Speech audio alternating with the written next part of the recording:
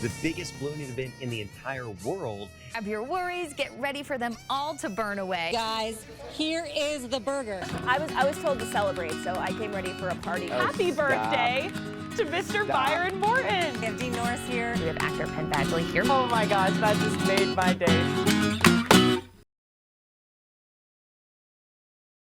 It just keeps on getting better and better and better. This started in the Coronado Mall parking lot 48 years ago. There were a dozen balloons or so. Right. And it has grown into 550 balloons, more than 100 special shapes. It's At one point, Balloon Fiesta actually had over 1,000 balloons, Todd, and, you know, they thought, wow, this is a little too much, you know, to take, and, you know, created some difficulties there, so they scaled it down a bit, but still scaling it down to something that's massive.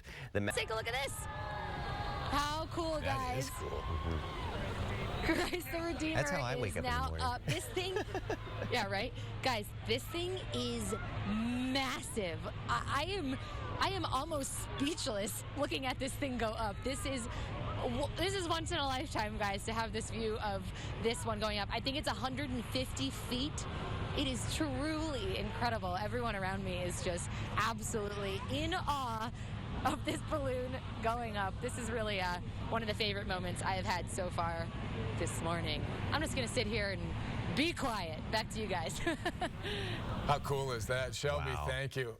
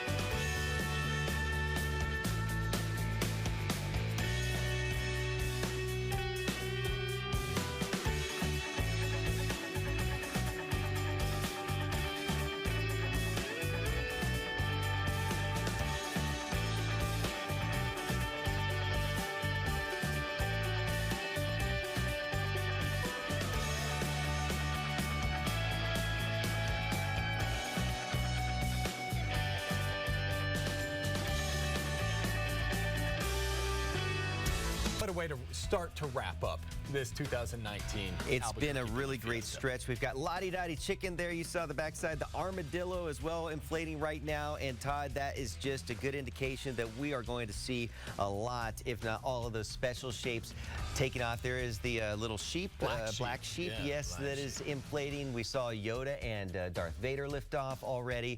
And I like those eyeballs. Yes, that's basically everybody else's eyeballs at the field right now. Yeah, As they see black sheep probably in awe over the beautiful shapes and, of course, the awesome ascension that's underway right now. How cool is this? Yeah. The pilots always say if you see the special shapes go up, you know you're in for a good day. You're going to have some new neighbors this morning in Albuquerque, and those neighbors, of course, are the pilots and the balloonists that are flying through the skies with mass ascension. It's a great sight out there. We're going to give our voices a pause here right now, give your ears a pause from our voices, and we'll just kick back and enjoy the sights of Balloon Fiesta here.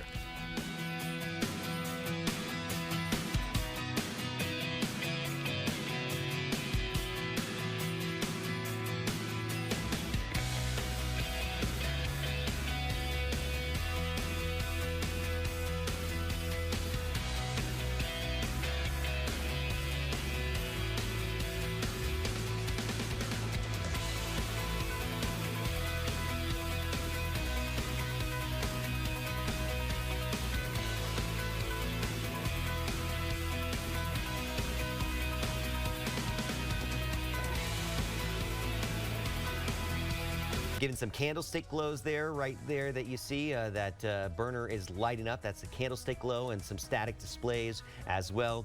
And the big crowd just watching it. A great time for the crowd to learn from the pilots what the whole process is of getting those balloons off the ground as well. And they love answering all of your questions. And speaking of pilots, let's go live to Shelley Rovando, who is with a pilot that she first flew with on her first hot air balloon ride. Good morning, Shelley.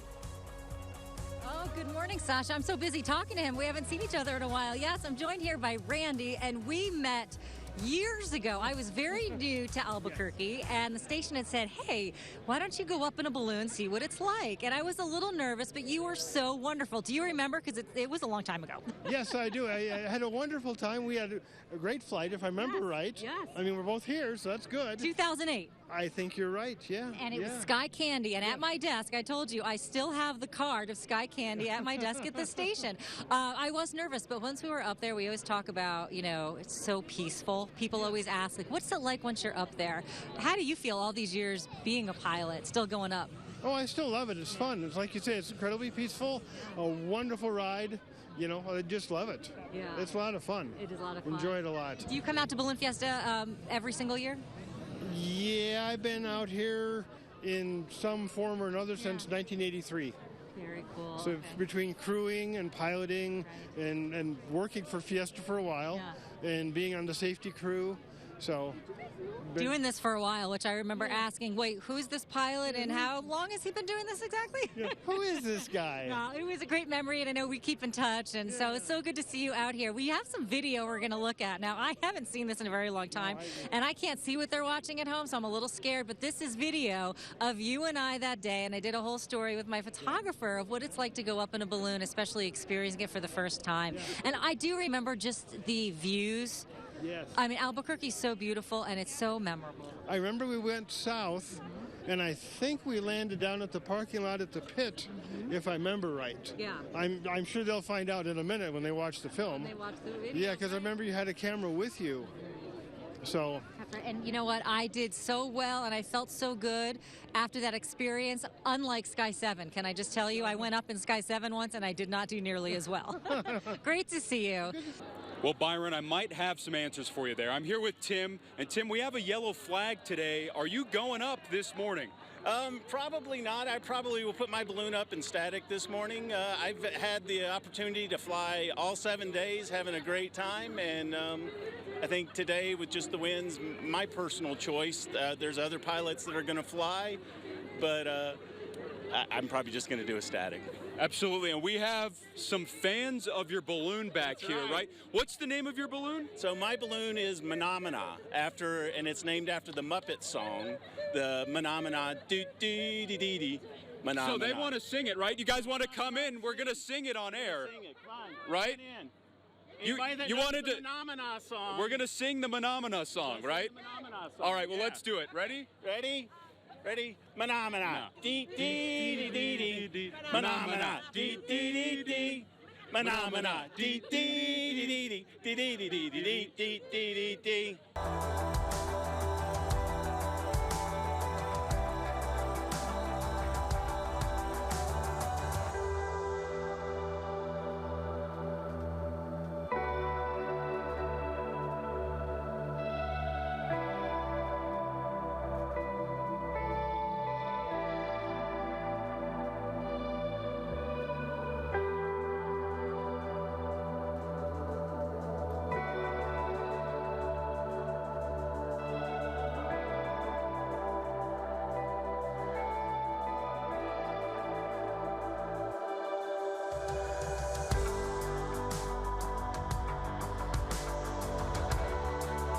Tad, short for tadpole, at Santa Fe Animal Shelter.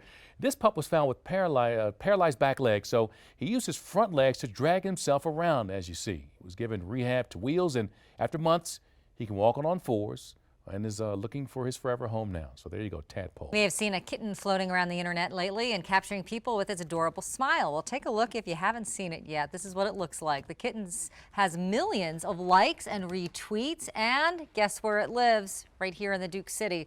Albuquerque Animal Welfare told us it's a foster pet, and that woman taking the photo there is one of their foster parents. The kitten is named Blossom. She is so beautiful. She's one of 3 in a litter called the Power Purr Girls. The kitten is still in foster care and won't be able to be adopted for another month. I'm sure that will happen. It's National Cat Day. This day is intended to help bring awareness to save the lives of millions of cats and kittens surrendered or abandoned at shelters. And we have some of our cats to share with you here on Action 7 News. This is Maurice, our 4 p.m. producer Savannah's cat. She loves her orange cat very much, except the time he swallowed a needle. Obviously, he is fine now. Ouch.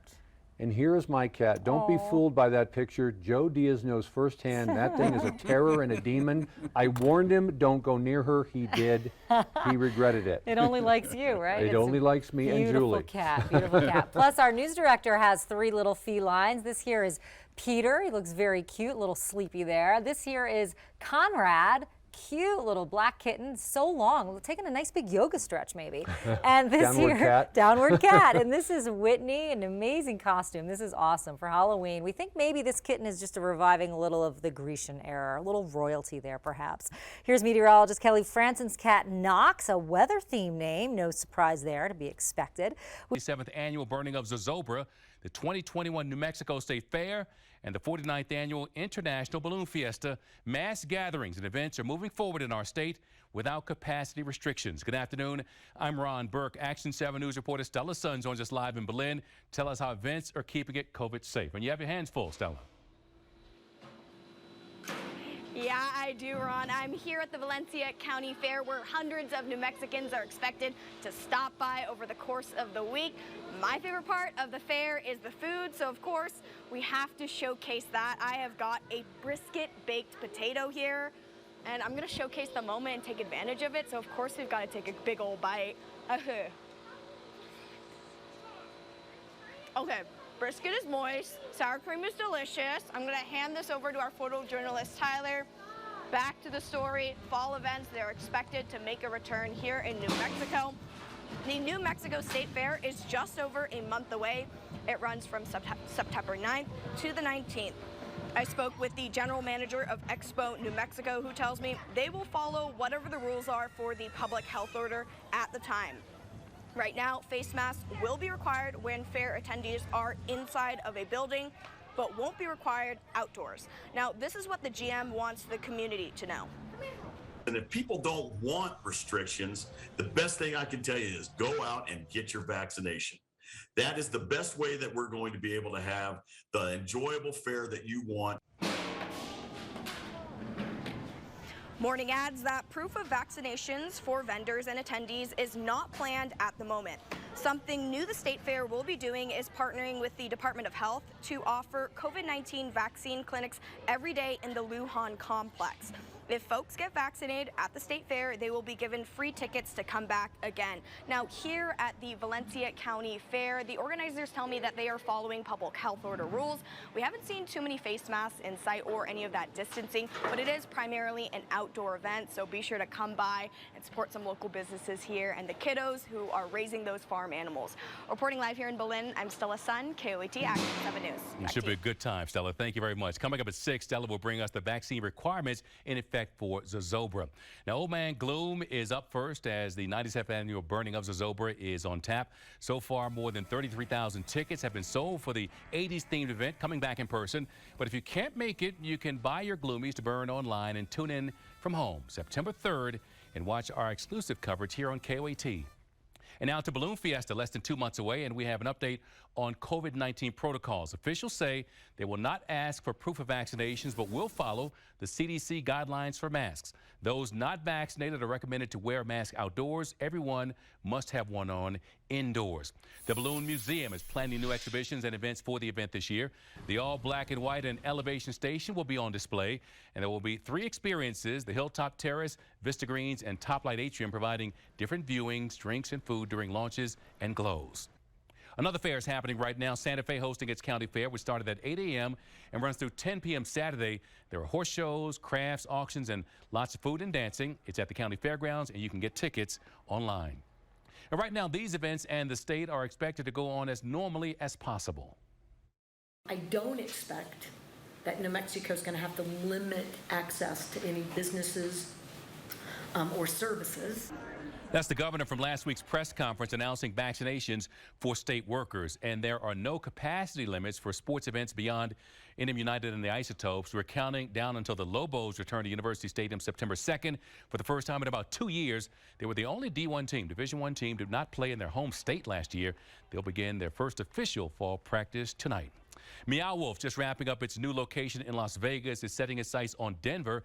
3.5 years in the works. Meow Wolf has set a name, the Convergence Station, and an opening date, September 17th. As you get a sneak peek, 200 Meow Wolf artists worked with more than 100 Colorado artists to make it all happen. That's nice.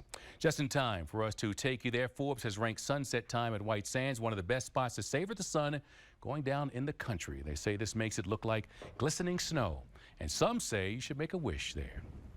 Tune into Action 7 News live at 5 because anchor Todd Kurse is taking us there as part of our Celebrate New Mexico series. That adventure is coming up.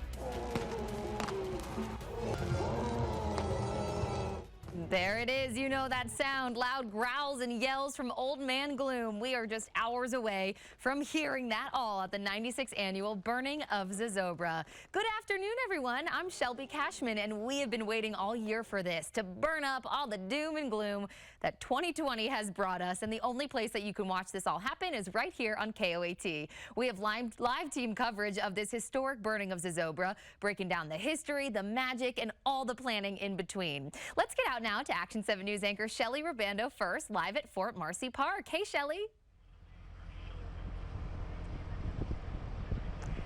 Good afternoon, Shelby. We just got to Fort Marcy Park a little while ago, and in just hours from now, here it is. Are you ready? Let's take a look at him. He's ready to burn. There he is. He was brought in earlier this morning, and so much work. You could see some of the drones maybe flying by too to get some good video. The organizers have been working so hard to put this together. You know, the Kiwanis Club, they're behind this as well, and they told us that this thing, this Zozobra, it weighs 1,800 pounds. Now, why is it so fat and heavy? Well, I don't think it's hard for any of us to believe that people from all over the world have been sending in their glooms this year. You know, I also heard from someone out here today that there's the entire 2020 calendar inside Zozobra. So not hard to believe. Let's just burn it and watch it all go away. Action 7 News reporter Brittany Hope, she was out here early this morning where they started bringing in 1,800 pounds of Zozobra around 4 a.m. Let's take a look at what that process looks like. Again, we're lifting. Coming over, ready? We load the head first, because that's got to go to the field and get all set up and wired up with fireworks and get ready to go. Next up, the arms, then the hard part. This Zozobra is extremely heavy. Old Man Gloom's body. On the count of 3. 1, 2, 3. A nearly impossible task, getting him out of the warehouse and onto a trailer. Approximately 1,800 pounds that we just had to carry out through a small 8-foot door, and his shoulders are about 10 feet wide. Every step is mission critical. Finally, after nearly an hour of sweat and blood,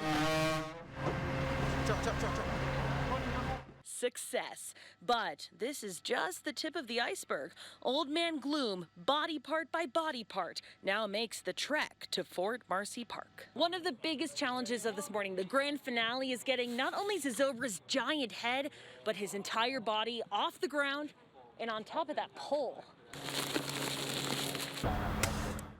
And stuffing his massive body with all the stuff that explodes, using the littlest of volunteers to wrap the pyrotechnics inside. Don't forget the fireworks. And securing tens of thousands of glooms.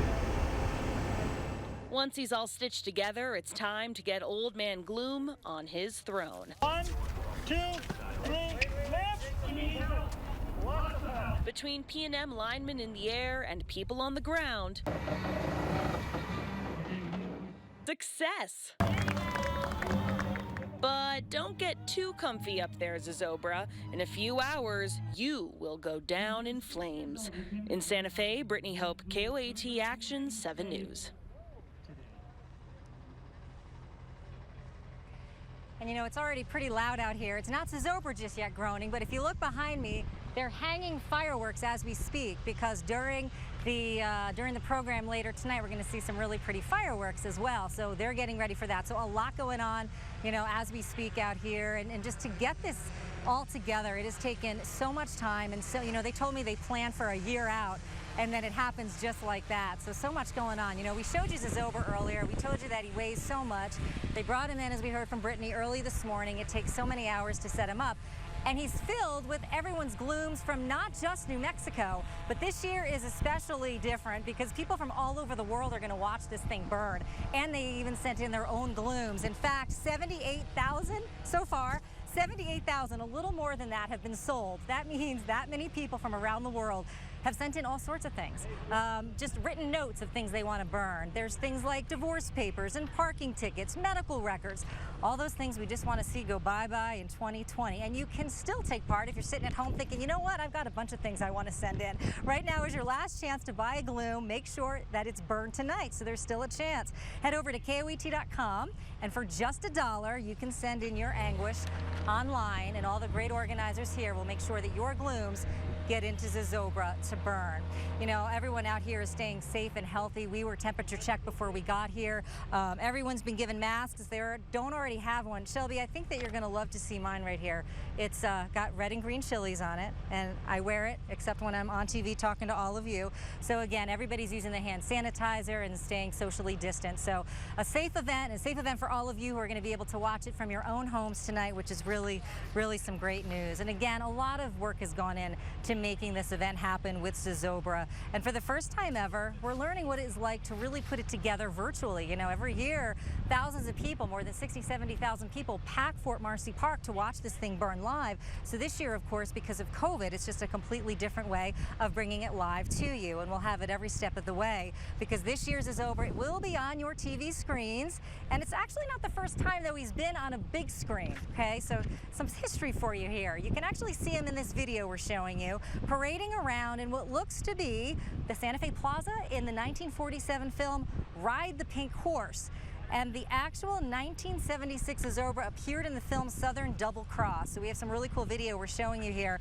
He made an impression back in 1988 rather, when Dennis Hopper paid the club $7,000 to create. How cool is this? Dennis Hopper paid the club $7 grand to create a full-size Zozobra for the film Backtrack.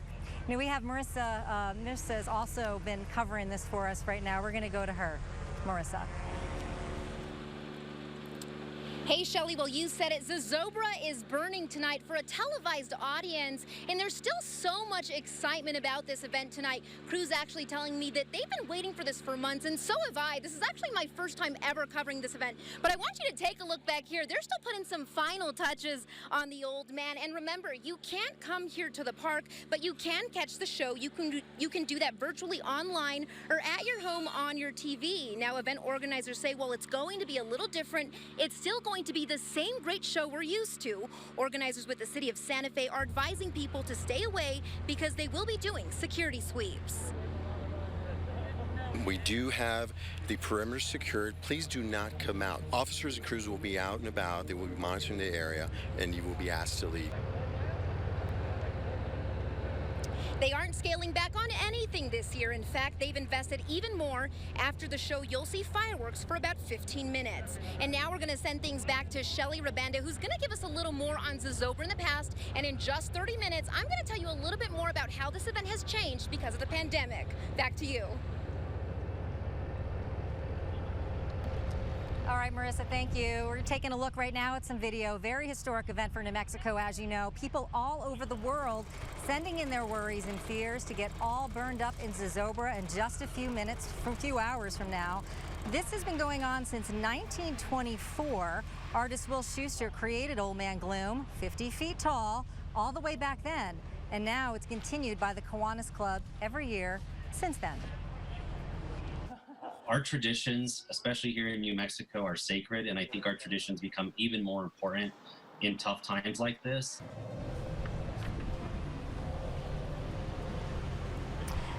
And Zozobra has transformed throughout history. One year he looked like he was in the roaring 20s. Well, this year, of course, he represents the coronavirus. Well, as you know, things are going to get really hot out here. We're just not talking about Zozobra. It's already pretty hot out here. I've been talking to Joe all afternoon, and rain or shine, this thing is going to happen. But there's not going to be any rain, right, Joe? We're really getting pretty perfect Zozobra weather for tonight.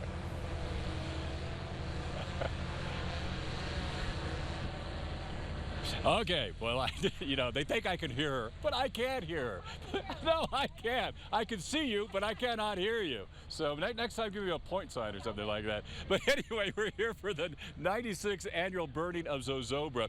And this is not a weather-dependent event, but it is an event where weather comes into play. Now, the scheduled burning is at 9:20 tonight, but the deal is this. Sometimes if there's too much wind and there's fireworks and fire, well, you got to wait till the winds settle down. Sometimes if there's rain and thunder, you might have to hurry up and beat the rain and thunder from coming, or have to wait it out before it passes. But the man of the hour is in the house here at Fort Marcy Park. There he is. I know he looks cute, but he's the epitome of evil, folks. Boo, boo to you. And he thinks he's here for a big party in his celebration. He's wondering, well, how come we don't have all these people from Fort Marcy Park pouring in? Well, I tell you what, this is a socially distant time. Everybody is doing the COVID-safe practices here, and this will be a virtual event that you can only see live, if you heard, on KOAT. Our live coverage starts at 9 o'clock for tonight. But the deal is this, is that he is getting ready to go down, and the epitome of good and nice will be the ones to take him down. All that will be played out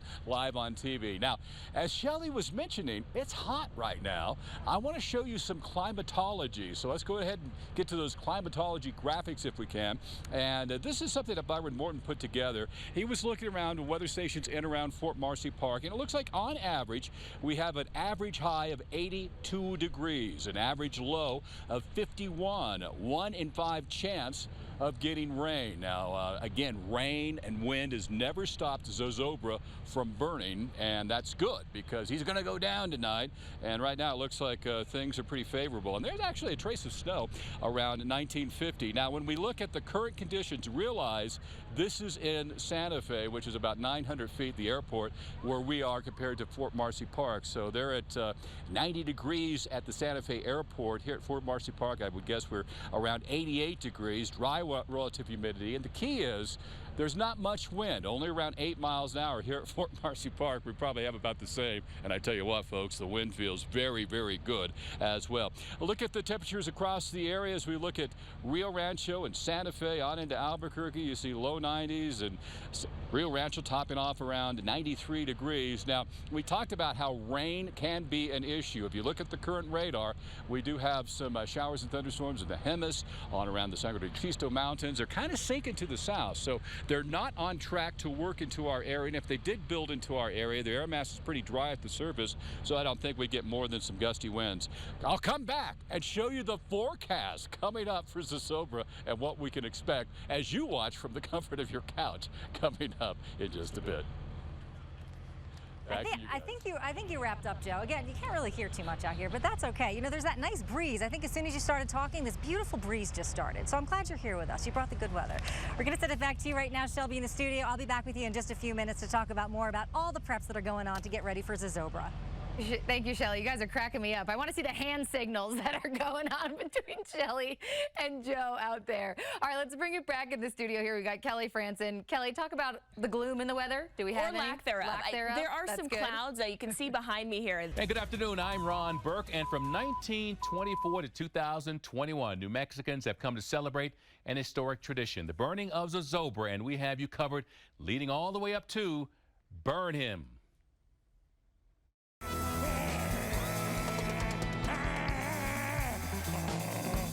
And KOAT has the privilege of exclusively showing all your glooms burn away along with Old Man Gloom. Our team is live at Fort Marcy Park with all the excitement. We've watched every moment of his setup for the past year.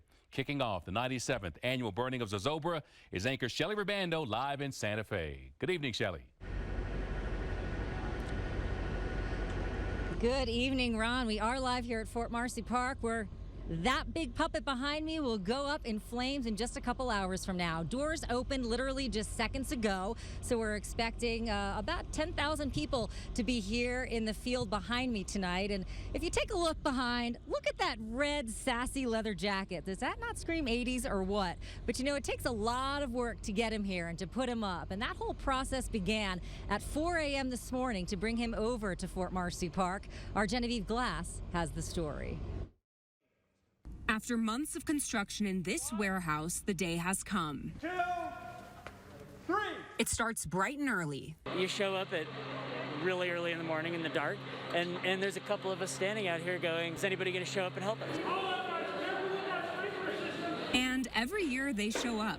About 70 volunteers, young and old, teaming together to keep this tradition alive. You get to think about the things that you just want to let go, the past, and let it all burn. Piece by piece, the body parts, each filled to the brim with glooms and pyrotechnics, are moved onto flatbeds. So right now we have about 1,500 pounds worth of paper shredded glooms that are inside Zozobra's body. After over an hour of coordination and muscle power, 2, 3. And again at Fort Marcy Park. 2, 3.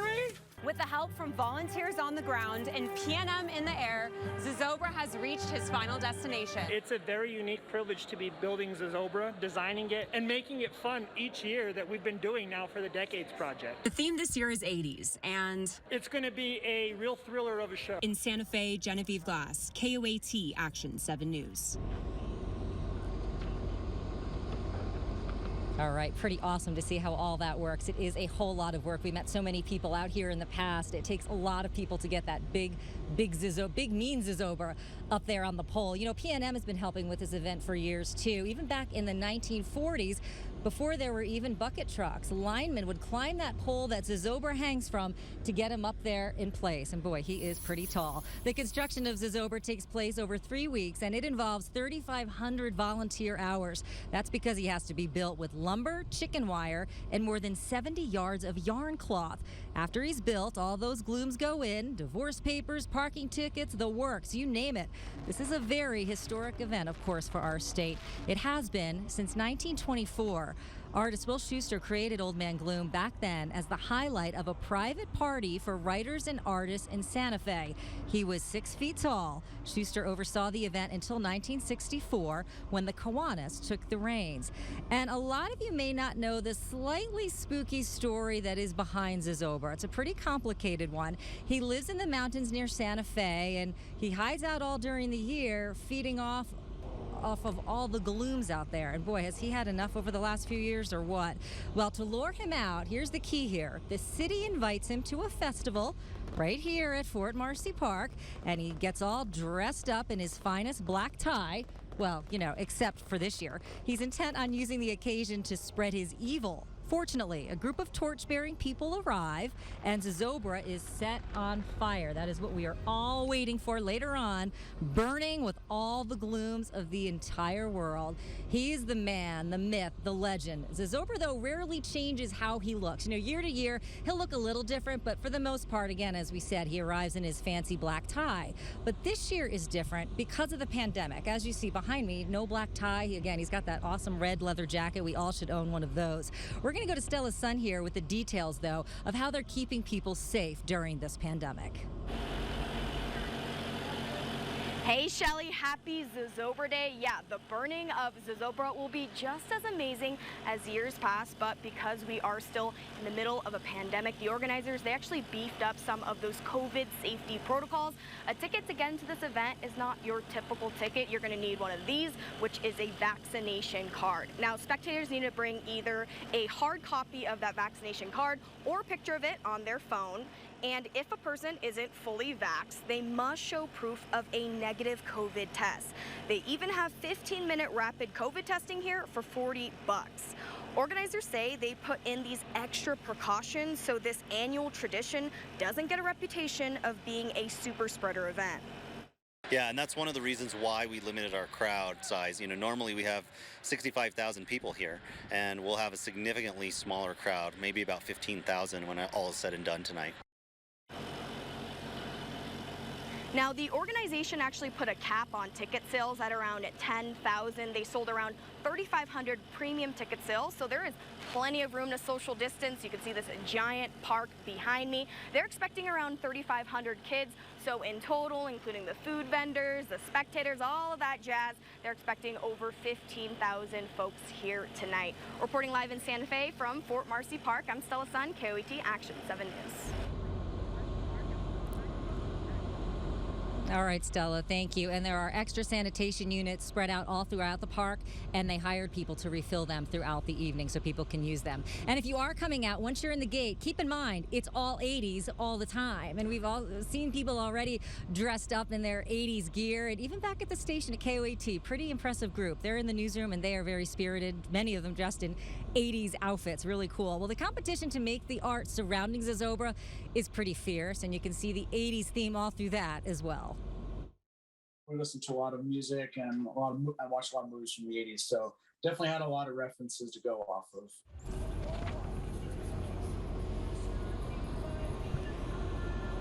Garcia's design puts Old Man Gloom in a Michael Jackson Thriller jacket. The youth design incorporates 80s gear and, of course, a boombox and hopefully some tape cassettes in the boombox. I was going to bring some cassette tapes and I forgot them today, but I am not too ashamed to say I still own some. Well, this year is the 80s, of course, the theme, and I was very excited to hear this, that next year they are going to have the 90s theme. So we're talking the complete deal. Backstreet Boys, Spice Girls, this is all right up my alley for those who know me very well. Stephanie Muniz joins us now with what exactly this is going to be like, the good old 90s, with something behind the scenes called the Decades Project. Hey, Shelly. Well, the Decades Project is a project that was started to honor every year Old Man Gloom burns. Now, because of coronavirus last year, it was put on pause. But tonight, it's time to honor the 80s. Everything, including performances tonight, will have an 80s flares. The dancers performing the role of the Gloomies in the show will look like they walked straight out of the Thriller music video. Other characters in the performance are dressed like Ghostbusters. Now, I do want to be careful on how many times I say this next word, but Beetlejuice does make an appearance too. Everything has been designed with the 80s in mind, and some of the organizers hope this will stick with New Mexico youth. The great thing for us is that we are creating a future audience for Zozobra, and at the same time, we're creating a future builder for Zozobra. Now, there is a big screen tonight for the 80s dance party for the burning of Zozobra. Now, instead of calling this burning party MTV, they're calling it ZTV. Of course, 80s everything right now. There's not a lot of people out here, but I'm pretty sure it's going to be completely transformed. But I am looking forward to the 90s party next year, like Shelly is as well. Live in Santa Fe, Stephanie Muniz, KOAT Action 7 News. We now hit the opening weekend of the New Mexico State Fair. Yeah, and it's looking like the perfect weather for the first Friday of the fair. Byron Morton's hanging out live for us all day, and KOAT meteorologists are the official forecasters of the fair. Hi, Byron. All right, you know, one of my favorite parts of the State Fair is the food, and I am in one of my favorite trucks. This is the Fried Fantasy food truck, and they are serving up the award-winning food for this year's State Fair. It is the Oreo ice cream taco, but they also have something that is very dear to my heart, and that is the deep fried cheesecake. Take a look at it. This is the deep fried cheesecake right here. We've got some fried ice cream right next to it, and right now Ray is putting together the very delicious Oreo ice cream taco, which I am going to be sampling these in just a moment because I've got to tell you about the weather first. The weather is gorgeous for the State Fair. Okay, I'll send it back to you. I got food to eat. Joe and I are not as picky as you. We'll bring it back. We'll microwave it. It'll be just fine. We don't care. We're not as picky. But yeah, Shelly has to have a fresh one. Wait till you see what else I have for you. A fresh one. All right, here we go. Do we see the animals? So they want me to cheer here for the goat. Now this race actually lasts for 15 minutes.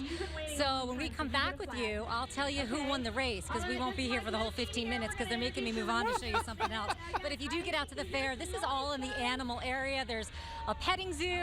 There you can ride ponies, and then of course you can come to the gas car race. So I think I'm gonna go for the goat, which again is in orange. It's the orange goat. See, as I said, I'm learning as I go. I kind of thought Let's get a shot of the sheep. I thought she'd go Sienna Green, Joe, but I guess there's maybe no green character. Hey, I want an update on the pig. I'm rooting for the I pig. had to go with what the audience told me. Oh, okay. Joe, she does what she's told. All the kids here wanted me to go the goat. Right now, as Shelley is taking on the food and the fun, it looks like you're testing out one of the rides. I know years ago you were on the Sky Tram. What are you on this time? Oh, food. Look, there's food, Joe. Go, Doug. I am on the Ferris wheel, Doug. You know, I'm not a big fan of the heights, but Chris and Andy are with me from the station today, and I've got some shaved ice. Chris, share it with Andy. They're here helping, and I said just to kind of watch me, because I don't know how many times I can go up and around, but I decided to take you on this because the views, as we'll see in a second, are so beautiful of Albuquerque from this Ferris wheel. You have to check it out. As we get to the top, I think he's going a little fast. Didn't I ask the gentleman to do this kind of slow? Okay. Here's a view of Albuquerque we're almost at the top of the Ferris wheel, and I'm hoping this is our last roundabout on here. But we're having a lot of fun. There are 3 new rides. The Ferris wheel is always, of course, a favorite at the fair, but the 3 new rides this year, we've got the rock and roll. It looks like a guitar and it goes round and round. You could see why I wouldn't want to go on that to show you. And then there's a fun house, which is like a wacky shack. You can walk in and see all sorts of cool things. And then the other new ride here at the fair is the spinning ride. Again, out of all 3, I figured this one, they wouldn't let me go on a kiddie ride, so I figured this would be probably the safest. But there are some fun things out here that are new. You know, every year they try to profile something new and special, and the organizers say everybody's been asking about these 3 rides, and if you come on out, make sure to ask for them. I'm gonna go enjoy my shaved ice right now, and I'm hoping we just have one more round on the Ferris wheel, because frankly, I'm ready to get off. And the next time I see you, Doug, I will be eating a burger, because one of the burgers here, now not the last thing I showed you, the green chili cheeseburger, but the unique foods winner was a special kind of burger, and I'm gonna bring that to you, and I'm gonna try it myself, because I didn't get to try it last week. I got the Ferris wheel guy on the phone right now. You need to ramp up the speed. That thing go around 10 more times. Thanks. Hey, so Shelley, what do you like better? What do you like better, Sky 7 or that Ferris wheel? You can't talk with a mouthful. All right, Joe, it's funny you mentioned that. I guess I'd have to take this, because as you'll remember, the one time I went on Sky 7, I turned green. Am I green? I'm doing okay, right? So yeah, I guess I'd have to pick this. But thanks for bringing up the memory. Yeah. As I'm trying not to look out at the view, by the way. Enjoy the ride. And all right, I'll see you with the burger. But I'm done running from my past.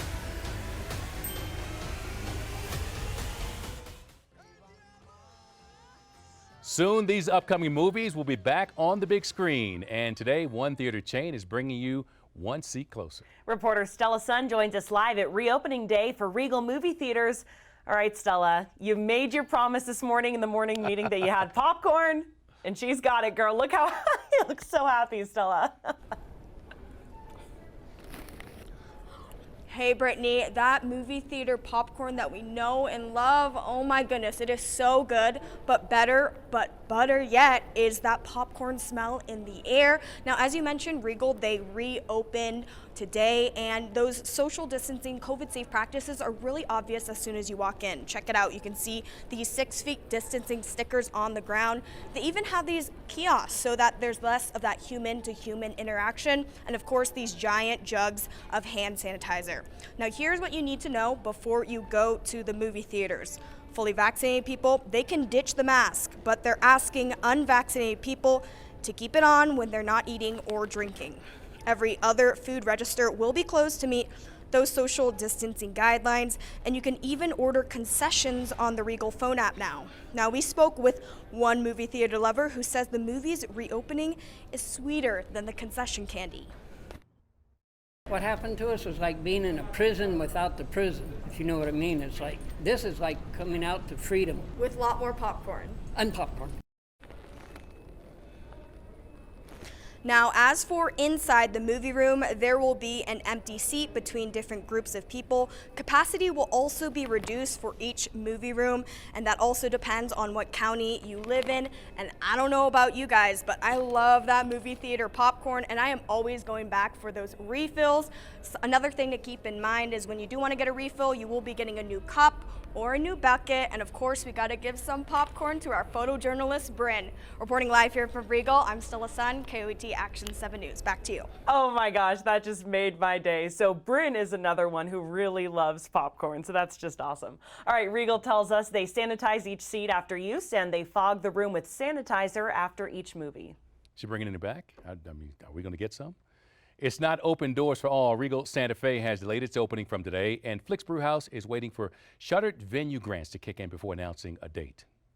New today, the debut of a blockbuster film shot in New Mexico, Army of the Dead, is on Netflix and in some theaters, showing off Zack Snyder's take on a zombie apocalypse with a home base in Albuquerque. This was Netflix's first major film in the Duke City, budgeted at more than $70 million and employing more than 500 New Mexicans. Well, we are just 3 days from the 97th burning of Zozobra. Friday night, thousands will gather at Fort Marcy Park in Santa Fe to watch Old Man Gloom go up in flames. Inside the giant puppet will be thousands of glooms from around the world. You can also watch it right here on KOAT 7. It starts with Zozobra Legacy of Fire, the history of this New Mexico tradition, followed by the live burning around 9:30. Now, if you're in Santa Fe Friday, you may want to know Meow Wolf is hosting the House of Eternal Burn. Expect a number of DJ artists and dancing. That's from 9 to 1 a.m.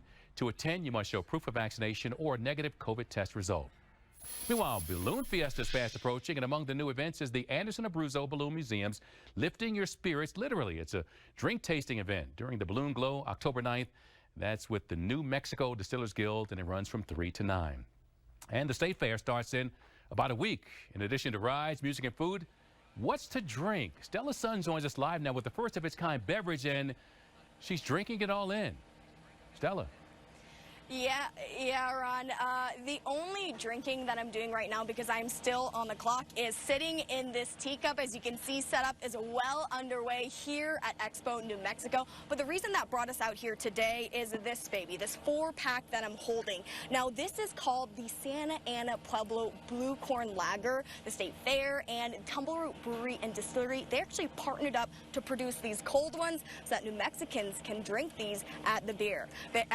Now, the state director says it's become a tradition to partner with local breweries to create boozy drinks to be sold at the state fair. Tumbleroot Brewery and Distillery got the blue corn straight off the Santa Ana Pueblo, and they use Neo-Mexicanus hops, which is native to our state. Now, after the state fair got canceled last year, this is what the director has to say about the festivities resuming full force this year. How important it is to the people in New Mexico that this event goes on, and understand this is where memories get built.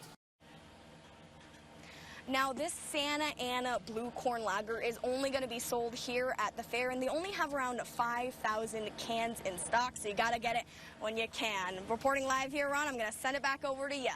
All right, so you cannot give us a rating. Am I hearing that correct? You can't give us a review on how it tastes yet, anyway. You know, unfortunately, I wasn't able to take a sip yet because I am still on the clock, but I'm told that it's crisp, that it's refreshing, and that it has a subtle sweet taste from the sweet corn from the Santa Ana Pueblo. Okay. So you gotta check it out. But coming up at 6, Ron, we have another drink to show off, and it is a red chili infused Moscow Mule. So be sure to tune in at 6, and I'll show you that drink.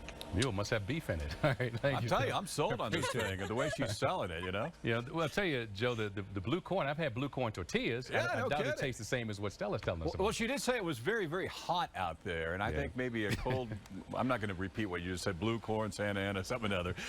I'm sure that wouldn't be a bad thing to do. I hope those who try it do enjoy it at the State Fair, Joe, you know? All right. It's our new anchor joining us from Palm Beach, Florida. He will be anchoring the 4 p.m. show, and we'll do sports at 6 and 10. And you at home are saying, sports? What? Talk about your background covering games of all types, Ron. Hey, Doug. Hey, I come by way of West Palm Beach, Florida, but I spent most of my career in Philadelphia as a sportscaster. And it was, of course, major market sports. So we covered the Flyers, Sixers, Eagles, Phillies, and some of the top college programs in the entire country. And I did that for quite some time and thoroughly enjoyed it. Got to meet a lot of great people over the years and really become a solid part of a community in Philadelphia because I was there for so long and we did so much, I think, really solid work over the years. Last 2.5 years, I went to West Palm Beach, Florida to become a news anchor and reporter which sets me up perfectly as it turns out. Didn't know this was going to happen, but now to do the dual role of sports and news at KOAT. So I'm really excited to be here. Looking forward to getting into the community and participating wholeheartedly. Real quick, did you know Matt Biondi? He was a sports guy in Philly. That name ring a bell? I did know Matt. We worked briefly for a while together. He's a good friend of mine. Worked with him in California. Now, when we move to a new state or town, there's a lot to explore. What are you most looking forward to here? I think that's a long list. For me, as I drove in, and I chose to drive the 1,900 miles from South Florida to Albuquerque. As I drove in, I wanted to get that first feeling of what the area was like, and so that was really stunning for me as I first looked online and then got to see in person the magnificence of the mountains. It was flurrying that day, so it was a little bit different. It wasn't as clear as the pictures are online, let's say. But I also want to get a feel for the culture here. It's a culture-rich area. I know that it extends to food as well. And for the first time today, Doug, I actually had some New Mexican food. I had a Frito pie at Duran's Central Pharmacy with red chili. It was excellent. So I'm official now. I've been initiated. You thought all the vast openness would stop when you got through Texas, but that didn't happen. Talk about the picture on our screen right now. I mean, two of the biggest boxing greats of all time, and they, by the way, are towering over you.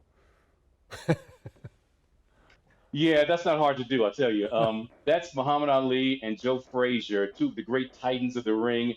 That was back in 1991. It was the 20th anniversary of the so-called Fight of the Century, which was the first of those three bouts between Ali and Frazier. That was the one that Frazier won. And in 1991, they had a 20th anniversary celebration. I'd been in Philadelphia at that point, maybe 2.5 years, so not very long. And I got a call asking if I wanted to MC the dinner to commemorate that fight. I didn't say no. It's my favorite picture from my career of all time. All right. Well, great to have you here, and thanks for joining us. But we are so excited to welcome a new member to the KOAT team this afternoon. I'm extremely happy because she'll be joining us right here on Action 7 News Live at 4. Welcome, Darlene Melendez, our new co-anchor. Thank you so much, Ron. I am so excited to be here joining you and the very talented team we have here at KOAT. Excited to really get started, and it's been so great to get to know our viewers today. It's great to meet you. Great to have you on board. First, give us some background. Where are you joining us from? Yeah, so I'm originally from LA. I most recently worked in news out on the East Coast, the New Jersey, New York markets. Prior to that, I have been in the desert. I worked in Las Vegas and also Yuma, Arizona. So definitely no stranger to the desert life here. Well, that'll help for sure in the transition. All right, so I know sometimes it's hard to find spare time, particularly with what we do, but what do you like to do in that downtime?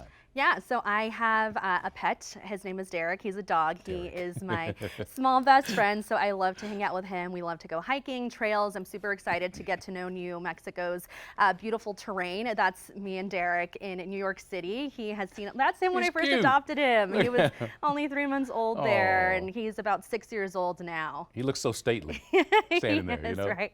Yeah, he's very photogenic, so this is only the beginning of all the Derek stories you're going to hear. This is him in Santa Barbara.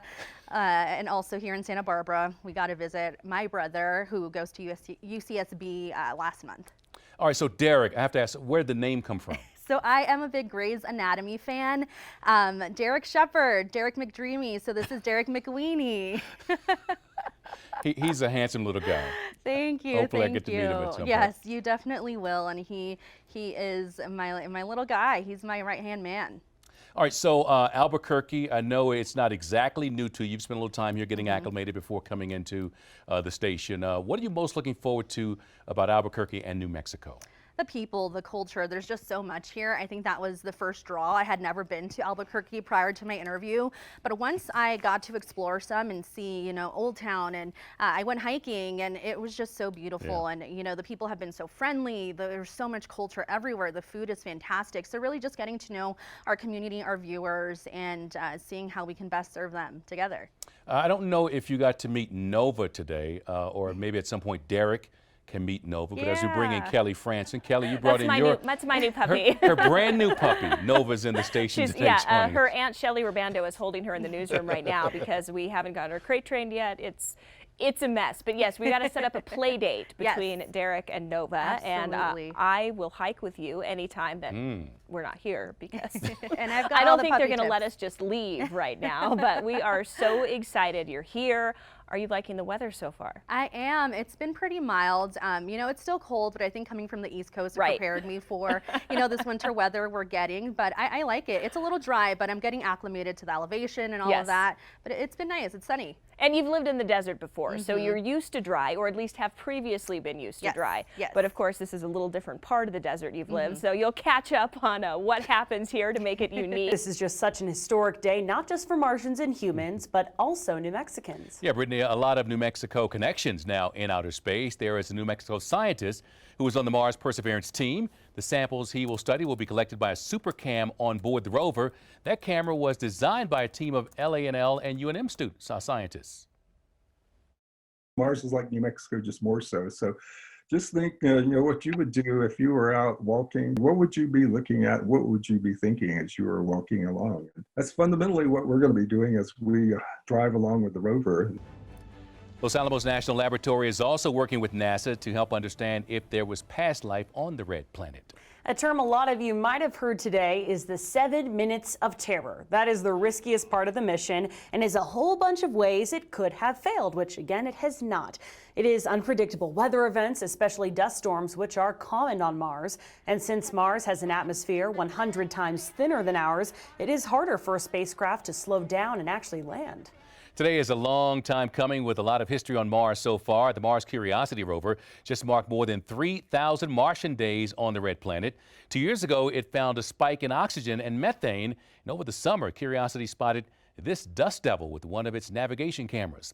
Scientists and engineers are controlling the Curiosity rover from their homes 140 million miles away. The rise of Skywalker is here. Across the internet, Star Wars fans are trying to piece together the clues. The trailer showed off all the classic characters fans know and love, while teasing once again the franchise's greatest villain, the Emperor, all while giving away no plot details, but really focusing on the idea that it's not only the end of a saga, but an era. What are you doing there, 3PO? Taking one last look, sir, at my friends. Ticket sales are already exploding, even with the movie being 2 months away. The movie sold 45% more tickets during its first hour of pre-sales on Atom tickets than Endgame did. Grab your lightsaber, blaster, or maybe just a remote. It is May 4th today, which is Star Wars Day. It's a day for fans everywhere to celebrate the saga from a galaxy far, far away. It's all started in 2011. So in honor of the day, Disney is releasing a new spin-off and showing off new details about its Star Wars hotel. The force is strong with the Food Depot today. It hosted its first in-person food drive in over a year with a May 4th Star Wars theme. The food bank is gathering non-perishables and monetary donations to help northern New Mexicans. The Badlands Drive-In Theater, Los Lunas, is celebrating Star Wars with a special event. It's showing the original trilogy beginning at 7 tonight, so you'll be able to catch episodes 4, 5, and 6 consecutively. The cost is $20 per car. You can buy tickets at loslunasnm.gov. Pretty fun. You know, Ron, I have to make a little confession. I've never seen all of the movies. I think I watched like 1 or 2 of them when I was younger. But every year May 4th comes around and I'm like reminded that I haven't watched the movies that I feel like everyone have watched besides me. There's so much catching up you'd have to do now. I saw the original and I think was second one, The Empire Strikes Back. I think that's all I've seen. Yeah, because I know they did the first original ones and they went back in time and forward in time. So I guess I just have to start from the beginning. It might take you a while. Yeah, we'll see. Maybe tonight after the 4 I'll go do that. All right, back in this galaxy, yesterday's rain is long gone and temperatures are rebounding. Meteorologist Kelly Franson has your stay-by forecast right now.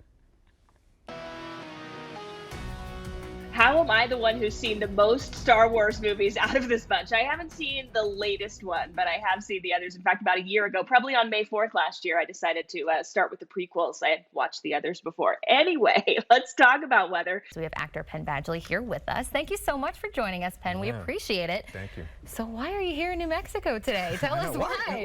I know. Come on, tell us. So I'm speaking at the University of New Mexico. I was invited by the Baha'i Club. So the Baha'i Club is I guess it's a group of students there who started this club. They're practitioners of the Baha'i faith, the Baha'i teachings. Yeah. So just to give a little outline of that, all around the world, people of all faiths, all backgrounds, all ages, are engaging in community building activities that are based on the unifying teachings of Baha'u'llah. So it's not actually so much about your religious identity It is, I think what these teachings do and these principles do is vivify those parts of our identity that are nearest and dearest to us. But essentially that we're coming down to this essential identity we all share, which is being human. This is going to be interesting. We have to talk about Netflix. I mean, Netflix it's huge for us here in New Mexico. They actually just invested in a huge studio here. I keep hearing that. So there's a ton of productions Hollywood. going on. There you go. So I mean, it's huge for our community as well. You was such a smashing success. I mean, streaming has really changed the game here, right? It's just the way that people, I mean, try explaining cable to a 10-year-old. Yeah. I have a stepson Doesn't who's work. 10. I actually tried to do this recently. Yeah. And I realized a couple seconds in, no, it's not going to work. It's crazy. It really is. So yeah, I mean, I think what we're seeing with studios in a place like Albuquerque, is it in Albuquerque or is it it's here. elsewhere? Yep, it's here. So you're seeing the decentralization, the localization of what used to be really only in one place, more or less, which we call Hollywood. And that's, you know, understandable, but after time, I think we see, like, we can't let this very, very, very small segment of society represent ourselves to ourselves, you know? So I think we need to just see stories told by all different people in all walks of life. Season 3, not filming yet, but we know it's happening, right? Yes. Okay, a lot of people excited about that. Definitely happening. And before we go, I have to ask you, we talked about chili. The New Mexico. So you have you tried any yet? I have now. I've actually tried Red both or green? today. You tried both? I'm a Christmas guy. He's Christmas, everyone. And you know the terminology. Yeah. Wow, that is amazing. Well, thank you so much for being here. I want to pull up some of the information about the event tonight, just so people have that. It's tonight at 7 p.m. at the Student Union Ballroom. Right now, there are only 200 tickets left, and those are reserved for UNM students without tickets already. That's going to be on a first-come, first-served basis, and make sure you bring your ID because you are very popular here in New Mexico. So it's going to be a good crowd. Thank you so much for being here. Make sure I bring my ID? Yeah. Yes. Do you have a Lobo ID? No. No, thank you for having me. Yeah, thank you very much. We appreciate it. Only on 7. If you watch Breaking Bad, you know about Hank Schrader and his homebrew Schrader Bra. Well, now you can get it for real. In fact, I'm going to steal this. It's right here. Oh, and he's we here. only have one prop. We do. We have Dean Norris here in the studio. We're so happy to have you here. Of course, you're now a beer entrepreneur, not just an actor anymore. Yeah. So give us a little bit of an idea of how long it took to create this beer. It took a while. I kind of started, on my own in my garage, literally after I started doing it on the show, so I could get some experience. And then we thought, hey, let's check it out and see if we can do it as an actual beer. And went to a great a brewery, a craft brew up in California, and worked on the recipe. Had to taste a lot of it. That's must an awful lot of it. Now, is this like what you brewed in your garage? Now, the top's not going to pop off of this thing because that's what happened in the garage, and you thought it was gunfire. Yeah, only at night, and if your wife's coming to check on you, it won't pop off. But yeah, it's good. It's we tried to make it be like what Hank's beer would be. Right. So that was our main our main kind of course of action. So it's brewed to silky perfection. Now, what's really cool is that you're in town. You're going to be at all the local Costco's around Albuquerque, but this beer is only available in the state of New Mexico. That's right. We thought it appropriate to kind of launch it in New Mexico. So right now, the only retail place you can get it is here in New Mexico at the various Costco's. And I'll be there tomorrow, and then a couple Costco's on Saturday to sign some bottles and take pictures. And I hear you're here for Gomi as well. What's Gomi got going on? Gomi's got a comedy show tonight, so I'm here in support of him. It's at I think it's called Uptown Funk, and he's doing a couple shows tonight. So we'll hang out, and he'll probably be with me at the Costco's too. You spent many years living here in Albuquerque. What were some of your favorite things? Places to go, things to see, the food that you ate. Well, the food. The first thing I did was we went to Duran's literally before I got to the hotel. Nice, good choice. Yeah. And I had my kids with me, so we loved the parks. Were fantastic. They still remember it, think about it. I see the train. That train, they used to love that thing. Great parks and the museums. We spent a lot of time in all those places. And you actually moved your family here. We were talking a little bit before the show. Yeah. Yep, we did. So when we first started, we lived here full time. Just do people look at you and they go, didn't he die in the show? Or didn't he just die? They think it was real. Yeah. I tell them that's acting. That's acting. That's really good acting. Do you still see a lot of the folks from Breaking Bad? Do you guys have little reunions or anything? We do. We see each other a lot, actually, for business purposes, because the movie just came out. Okay. So we all went to the premiere, got to see everybody. But we all stay in contact, and if we're in the same town working, get together and have lunch. Have they tried the beer? They tried it at the premiere. All right, they approve? Premiere. All right. Yeah, they better. Jesse, Walter, they're all fans of the beer. Yeah. Well, I'm sure Costco's going to be a little crazier than it normally is, even on a weekend with you being there. So again, you're at all the area, 3 Costco's around Albuquerque. Yeah, that's right. I'll put it on my my Instagram and Twitter so you can find out which ones are. I did notice your beer has an Instagram account of its own. It does. Yeah. That's right. Got to follow the Stater Brow. I'm going to take this back because I understand it belongs to somebody here at the station, not you, right? I'll give it to him. Okay, sure you will. I think it's going to sell out. All right, Dean Norris, thanks so much for spending Thank you, time. guys. Appreciate it. Have fun here in Albuquerque. Thank you. All right. You can find Stater Brow 22-ounce bottles at craftshack.com. I didn't know you could buy alcohol online. And also, as Shelley said, Costco locations. A cool show you can catch tonight. We heard them rehearsing, and wow, it's amazing. Rock Violin at Hotel Albuquerque. Here with me is music producer and performer Sage Cornelius and music booker Jordan Long. Sage, first of all, tell me a little bit about this new performance series that you're starting. It'll be happening every Friday and Sunday at 7:30. Show starts at 7:45, and I'll be doing a series of concerts from here until the end of February, which I'll be demonstrating skill on my violin with a wah pedal, and I guarantee it's something you've never seen before. And next week, it's a benefit concert at the Chemo. Talk about that. Benefit concert at the Chemo. Not aware of that one. I don't think I'm aware of that one either. You know, we just read what's on the script. Sorry. Oh, you're good. No worries.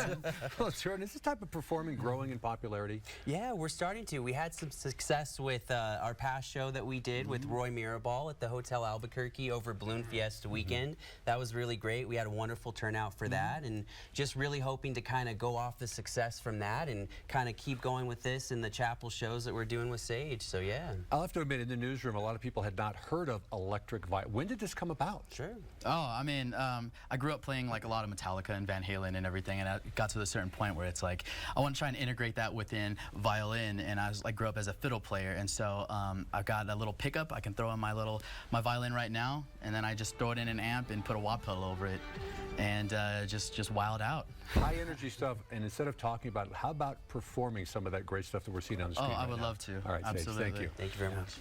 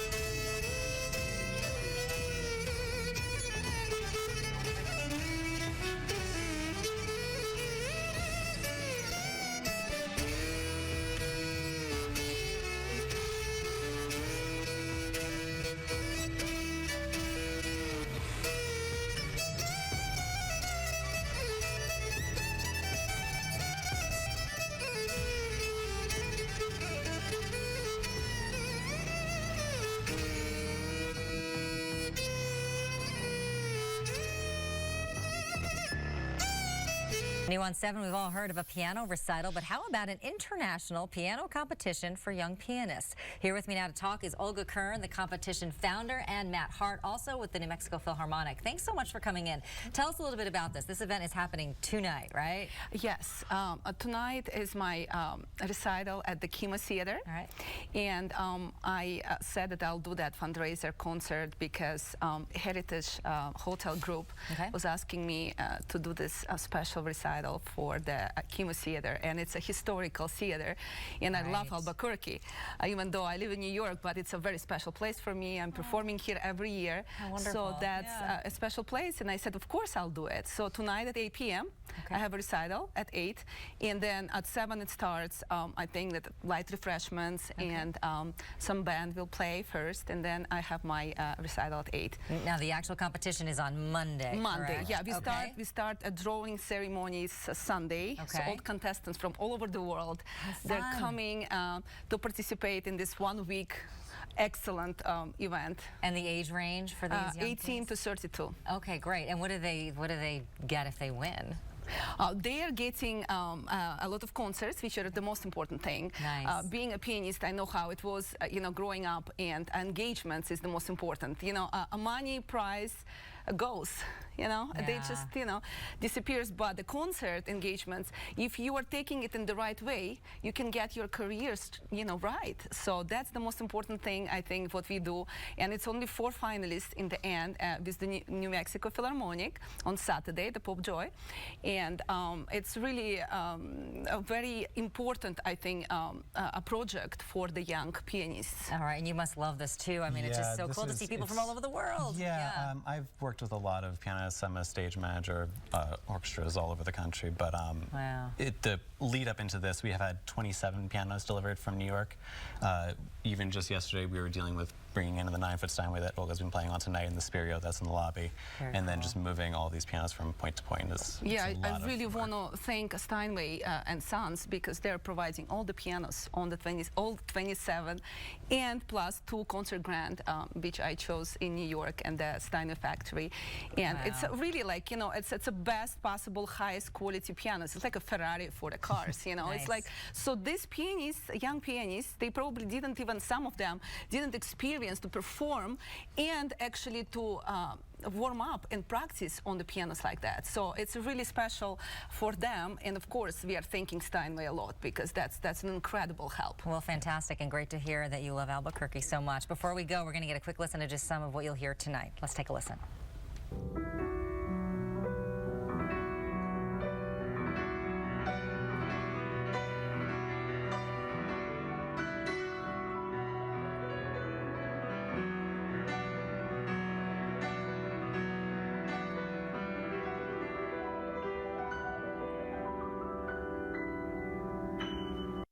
So beautiful, and just a hint of what you'll be able to see later on tonight. Thank you to our guests for coming in today. The Olga Kern Benefit Concert is tonight at 6:30 at the Chemo Theater. Tickets are $55 and helps benefit the Chemo Foundation.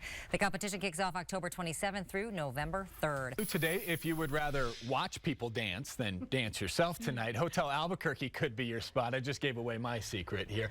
Here to talk with us about a New Year's Eve performance at Tablao Flamenco is the founding director, I believe, of the National Institute of Flamenco, Ava Encinius. Yes. Thank you so much for being here with us. Thank you for having me. Did I say that right? Is it you perfectly. Tablao? Tablao. As well, for where they're performing? I saw online it has a tremendous rating. What do people see when they go to a flamenco? Well, flamenco is, a Tablao venue is really a perfect way to be introduced to flamenco, or to see flamenco if you're already an aficionado.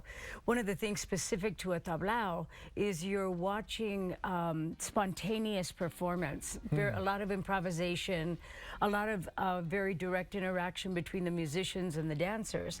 And so it's really exciting to watch that process as they go from soloist to soloist. So every soloist has a very distinct style, and then you watch them negotiate their way through a piece. It's and really people beautiful. seem to love it. The video is just love incredible right here. Always do a New Year's Eve performance, or is this? We have. The Tablao opened, we're in our 3rd year of the Tablao. Okay. And actually starting our 4th year, and we do performances throughout the year. So about this performance tonight, then what time should people get there? Well, the show starts at 8, so usually they like people to get there at 7 so they can order their tapas, and they have fantastic menu, and it's just a really, really unique experience. Some Spanish tapas. Oh yes, tonight. Spanish tapas and some nice Spanish wines. History of flamenco is deep here too in the Southwest. It really is. There is a tremendous presence of the art form here, and I can only think that has to do with the fact that we were under Spanish rule for 300 years here, and with that.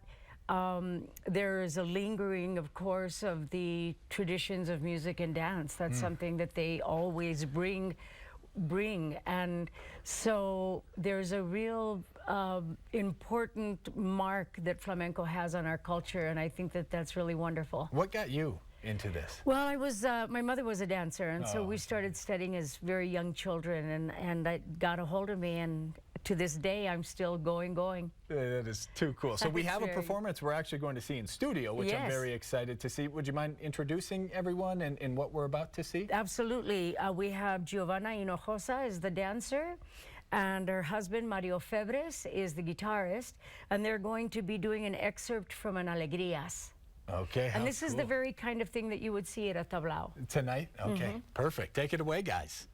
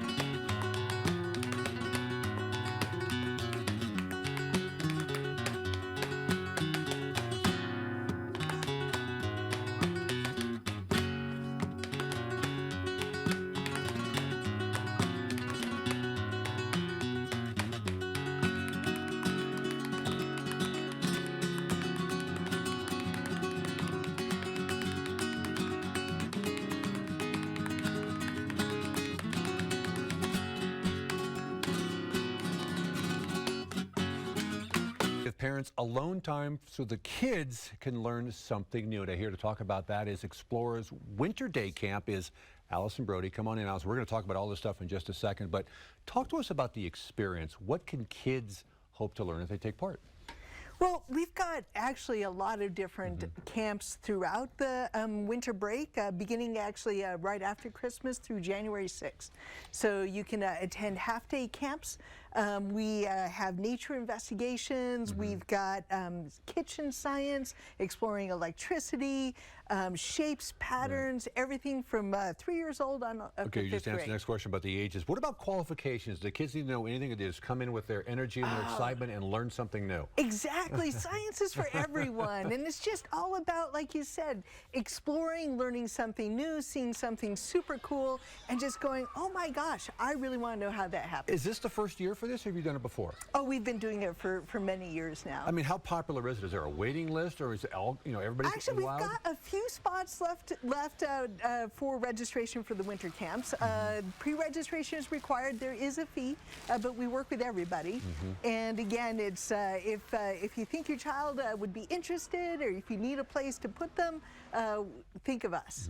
Now, the kids are going to be learning a different science topic every day, and I've just checked my KOET app. My health insurance is paid for, so we're going to do a little demonstration here. Hopefully, I'll survive this, right? Oh, I think so. And I need to stand up, so there's a little bit of a height difference. We'll warn you in advance. I'm a little taller than Allison.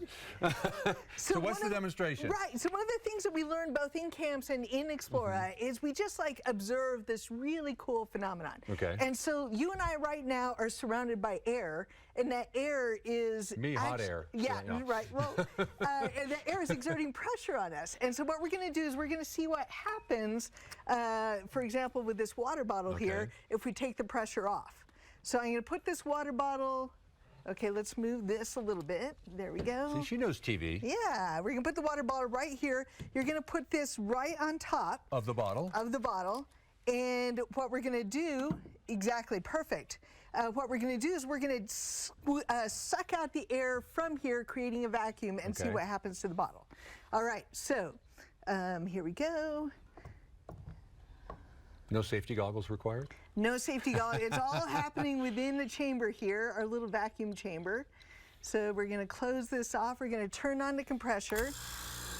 I can see it working already. Right? And so it turns out that that air pressure we're surrounded with is about 12 pounds per square inch at our altitude. And taking that away allows the air within this bottle to expand. So why am I smelling a burnt crayon right now? Why does it smell like there's a crayon melting? That's the oil from the compressor right there. What's over in this beaker over here? Yeah, let's check that out. All right, let's turn this one off first? Yeah, let's turn this one off first. Go ahead right there. Awesome. And what I'm going to do here is open this up and allow air back in. Right? Okay, so what do you think is going to happen here? We have a beaker full of balloons. What do you think is going to happen there? Well, I'm going to guess they're going to expand. It's going to be like Balloon Fiesta all over again. There you go. Let's check it out. So go ahead and... I didn't do well in science. Do this part? Yep, close that right there. Let's close the spinner thingy right here. And when I say go, turn on the... Oh, didn't say go, so I was jumping the gun. Okay, here we go. Yeah. There you go. So again, it's like, this is what Explorer is all about. And Explorer really has exhibits for people of all ages. This kind of stuff is just as exciting for you and me as it is for children. And I have to ask, I know we're running low on time, but I got to ask, when I was a kid, we didn't kind of have these kind of hands-on things, and it got us really excited about it. But nowadays, it's so important. If I would have been having demonstrations like this back when I was a kid, which was a long, long time ago, I would have been a lot more excited about science. Right?